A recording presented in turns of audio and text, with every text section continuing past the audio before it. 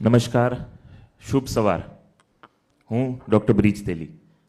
હા, સ્લાઇડ્સ આવી ગઈ છે. અચ્છા, આમાંથી કેટલા લોકોએ ઇન્ડિયાનો ફાઇનલ ક્રિકેટ મેચ જોયો તો હાથ ઊંચો કરી શકશે? બરાબર ને? અને કેટલા લોકોએ નહોતો જોયો? નહોતો જોયો ને? બસ, તો આપણે નેક્સ્ટ 5 થી 10 મિનિટ આ જ વસ્તુ કરવાની છે, બરાબર ને? એટલે લોકો જરા એક્ટિવ થઈ જાજો, બરાબર ને? બધા લોકો કોણ બનેગા કરોડપતિ જોયું છે? જોરથી હા બોલશે કે ના બોલશે? કોણ બનેગા કરોડપતિ જોયું છે? બરાબર, તો નેક્સ્ટ 5 થી 7 મિનિટ આપણે કેબીસી રમવાના છીએ, બરાબર ને? સ્લાઇડ ચેન્જર આઈ થિંક ચાલતું નથી અહીંથી. સ્લાઇડ ચેન્જ કરી શકશો કોન્સોલમાંથી? યસ. તો યસ, હા, થઈ ગયું, ચાલે છે, ગુડ. તો નેક્સ્ટ 5 મિનિટમાં લેક્ચર્સ તો ઘણા થઈ ગયા, બરાબર ને? તો હવે લેક્ચર્સથી ઉપર આવીને થોડું જ્ઞાન સાથે ગમ્મત કરીશું, આપણે સૌ મળીને કરશું, બરાબર ને? તો ડાયાબિટીકના આપણા સૌના બાળકો, યુવાનો અને તેમના માતા પિતાઓ, કોઈ એવું મોટી કેબીસી જેવી કરોડપતિ બનવાની નથી, પણ આપણી હેલ્થ એ જ આપણું રક્ષણ અને એ જ આપણી મૂડી છે. માટે આપણે જે જ્ઞાન આપણે મેળવશું એ કિડની રિલેટેડ છે. વિવિધ દિવસો જે આપણે ઉજવતા હોય છીએ, વર્લ્ડ ડાયાબિટીસ ડે કહે કે વર્લ્ડ ઓબેસિટી ડે કે વર્લ્ડ કિડની ડે કહે, એ બધાનો કંઈક ઉદ્દેશ્ય હોતો હોય છે. ઉદ્દેશ્ય એ છે કે એની સાથે આપણે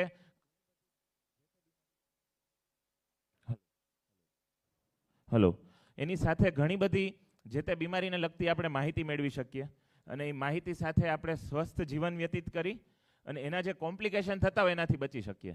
તો આ જ વારો છે કિડનીનો. તો કિડનીનું રક્ષણ, ટાઈપ 1 ડાયાબિટીસમાં કિડનીનું રક્ષણ કઈ રીતે થઈ શકે એ વિશે એક સિમ્પલ વસ્તુઓ બધી વાત કરશું આપણે. અને જે સાચો જવાબ દઈ શકશે એને એવોર્ડ રૂપી એક ટેગ આપવામાં આવશે, જેને કહેશું કિડની પ્રોટેક્ટર, બરાબર છે? તો શરૂ કરશું, બરાબર? અવાજ આવતો નથી, હજી જોરથી શરૂ કરશું. યસ. તો રૂલ બહુ સિમ્પલ છે. એક પ્રશ્ન પૂછીશ, કાં એનો હા કે નામાં જવાબ આપશું, કાં હું હાથ ઊંચો કરવાનો કહીશ, કાં જોરથી હા કે ના કેવડાવીશ, ને કાં એકાદું એમસીક્યુ ક્વેશ્ચન છે તો એમાં તમારે સાચો આન્સર જોરથી લાઉડલી બોલવાનો છે, બરાબર છે? ઓકે. અને તમારો અવાજ બધાને સંભળાવવો જોઈએ, ઓકે? અને જે સાચો જવાબ આપશે એ કિડની પ્રોટેક્ટર. અને હું આશા રાખું છું, હું આશાન્વિત છું કે આપણે સૌ આજે અહીંથી એક કિડની વિશેનો એક કિડની પ્રોટેક્ટર તરીકે બારે બનીને નીકળીએ. તો પ્રથમ પ્રશ્ન છે, સાંભળજો. કિડનીની બીમારી માત્ર ઘરડા લોકોને જ થાય છે. ટાઈપ 1 ડાયાબિટીસ વાળા નાના બાળકોને તેની ચિંતા કરવાની બિલકુલ જરૂર નથી. કેટલા લોકો હા કે છે? હાથ ઊંચો કરે. અચ્છા, કરે છે તો પણ ઓકે, ઘણા લોકો. કિડનીની બીમારી માત્ર મોટી ઉંમરનાને થાય છે, સાચી વાત છે? ના, નાના બાળકોને થઈ શકે? Yes, very good. તો ખરી વાત છે કે કિડનીની બીમારી છે, ઉંમર કરતાં હાઈ બ્લડ શુગરનો સમયગાળો વધુ મહત્વનો છે. કેટલા લાંબા સમયથી શુગર તમને ચાલતું આવે છે એ વધારે અગત્યનું છે. અને હાઈ શુગર યુવાન ફિલ્ટર્સ, એટલે જે યંગ જે નેફ્રોન્સ હોય છે એને ડેમેજ કરે છે.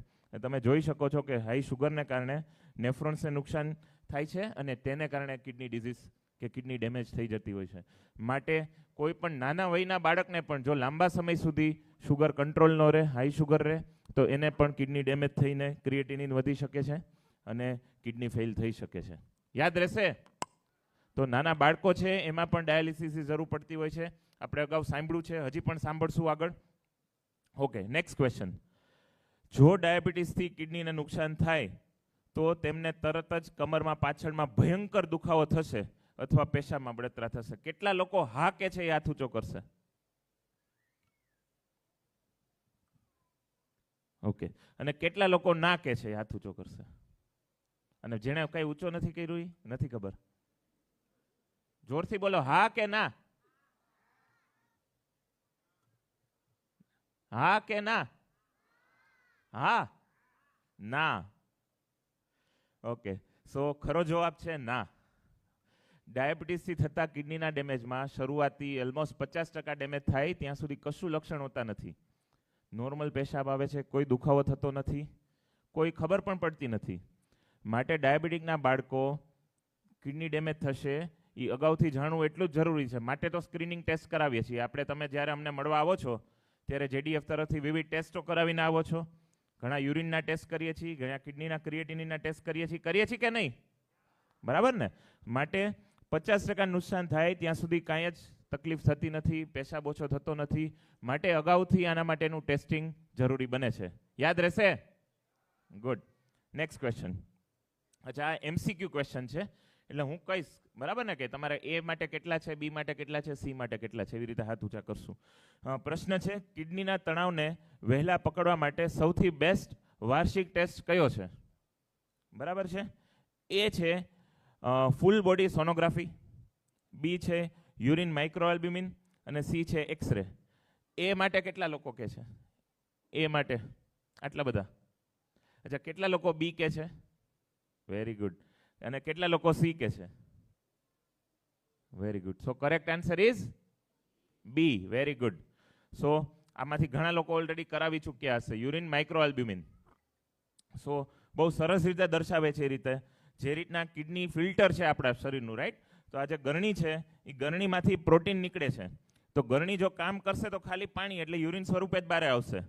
પણ જો કામ નહીં કરે તો એ ફિલ્ટરમાંથી પ્રોટીન પણ યુરિનમાં લીકેજ થઈ અને યુરિનની અંદર પ્રોટીન જોવામાં આવશે. માટે જે ડાયાબિટીસના દર્દીઓને કિડની ડેમેજ થશે તો બીજી કોઈ ફરિયાદ આવે એ પહેલાં, ક્રિએટિનિન વધે એ પહેલાં સૌથી પ્રથમ ટેસ્ટ કયો ખબર પડશે? યુરિન માઇક્રોઆલ્બ્યુમિન. બરાબર? માટે જેડીએફ તરફથી આપ સૌનો વાર્ષિક રીતે યુરિન માઇક્રોઆલ્બ્યુમિન કરાવવામાં આવે છે. સો કિડની એક ચારણી જેવી છે. આ ટેસ્ટ કિડનીની તૂટેલી ચારણીમાંથી લીક થતા પ્રોટીન એટલે આલ્બ્યુમિનને નુકસાન થાય તે પહેલાં પકડી લે છે. યાદ રહેશે? ઓકે. Next question. અચ્છા, બાળકોને રાત્રે વારંવાર પેશાબ કરવા ન જવું પડે તે માટે તેને ઓછું પાણી પીવું જોઈએ. કેટલા લોકો હા કહે છે? કેટલા લોકો હા કહે છે કે રાત્રે પેશાબ વારંવાર ન જવું પડે એટલે બાળકોએ રાત્રે ઓછું પાણી પીવું જોઈએ? કેટલા લોકો હા કહે છે અને કેટલા લોકો ના કહે છે? Very good. બધા જેડીએફના બધા વાલીઓ બાળકો એજ્યુકેટેડ છે. Very good. તો ખરો જવાબ છે ખોટું. બરાબર? કિડનીની અંદર ઝેરી તત્વો બહાર કાઢવાનું પાણી જરૂરી છે. એટલે કિડનીમાંથી જો ઝેરી તત્વ ટોક્સિન છે એ બહાર કાઢવા હોય તો પાણી પીવું જરૂરી છે. અને વધારે પેશાબ જે આવે છે રાત્રે તેનું કારણ કિડની નથી, તેનું કારણ છે હાઈ શુગર. હાઈ શુગર છે એ નીકળવાથી એની પાછળ પાણી પણ નીકળશે. બરાબર છે? તો જો ડાયાબિટીસના બાળકો રાત્રે વધારે વાર પેશાબ જતા હોય તો એને રોકવા માટે તમે પાણી પીવાનું ઓછું કરશો તો કિડની ડેમેજ વધી શકે છે. કારણ કે તે હાઈ શુગરનું કારણ, જે વધારે પેશાબ જાય છે એનું કારણ હાઈ શુગર છે, ના કે કિડની. યાદ રહેશે? Very good. અચ્છા, સો નેક્સ્ટ ક્વેશ્ચન. બાળકોને તાવ કે કમરનો દુખાવો થાય ત્યારે ડૉક્ટરને પૂછ્યા વગર મેડિકલ સ્ટોરમાંથી આઇબુપ્રોફેન જેવી દવા લઈ લેવી એકદમ સુરક્ષિત છે? કેટલા લોકો હા કહે છે? કેટલા લોકો ના કહે છે? Yes, very good. કોઈ કારણ કહી શકશે આમાંથી? કોઈ કારણ કહી શકશે? યસ, નું કારણ કહી શકશે કોઈ? હાથ ઊંચો કરો જઈ.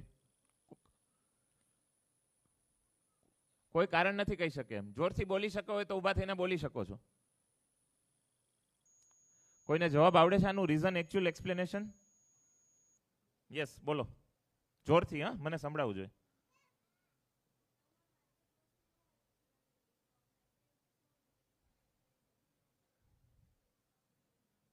યસ, એમને પોઈન્ટ કીધો એ પણ વેલી છે. આપનું નામ જણાવશો?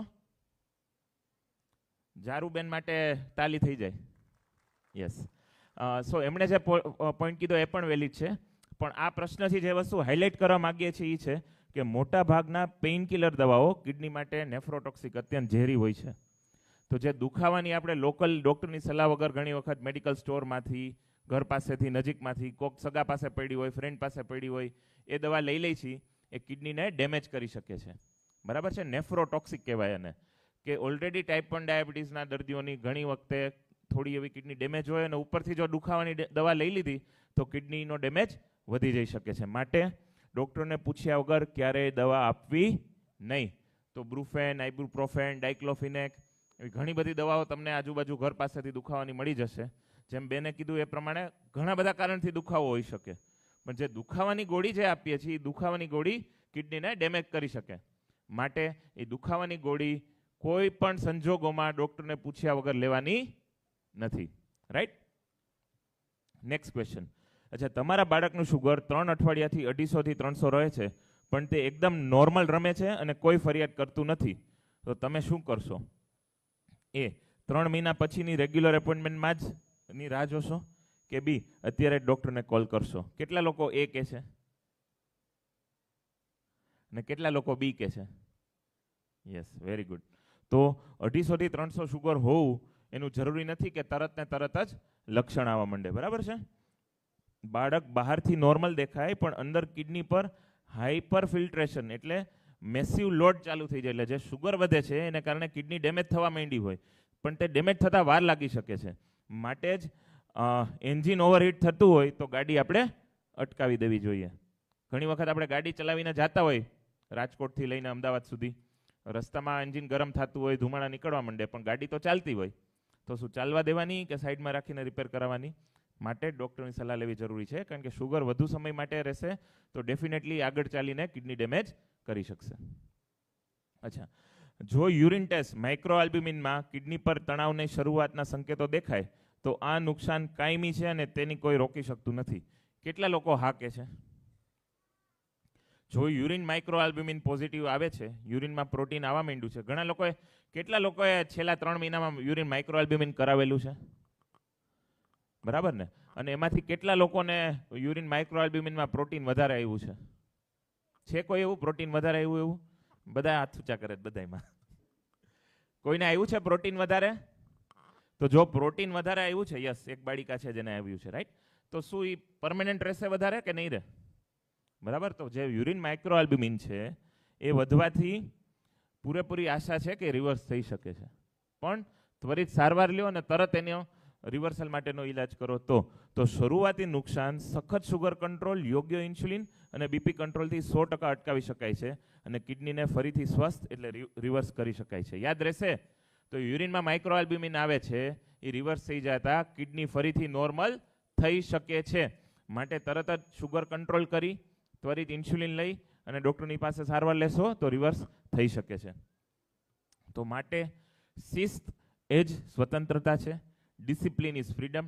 ટાઈપ 1 ડાયાબિટીસમાં ફ્રીડમ માટે ડિસિપ્લિન સૌથી અગત્યનું પરિબળ છે. તો માટે સારો શુગર કંટ્રોલ એ જીવનભર કિડની સ્વસ્થ રાખશે. ધન્યવાદ.